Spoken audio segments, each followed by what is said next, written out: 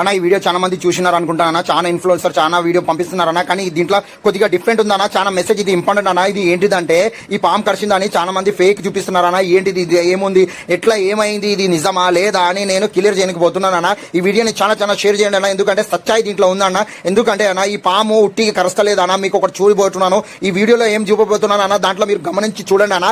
ఏంటంటే ఈ పాముని ఒక స్టిక్ తీసుకొని చూడండి అన్న, జూమ్ చేస్తున్నాను. స్టిక్ తీసుకొని ఆడ ఒత్తుతున్నారన్న, అంటే సాప్ని సంపనికి ప్రయత్నం చేస్తుంటే అప్పుడు సాంపు మన పాము కరుస్తుందన్న. పాము ఉట్టిగా కరవారన్న, పాము తోటలో పోయి ఏదంటే దానికి కరవారన్న, ఆయనకి పానం పోతుందని ఏదో ముంగట ఏముందో అది చూసి కరుస్తుందన్న.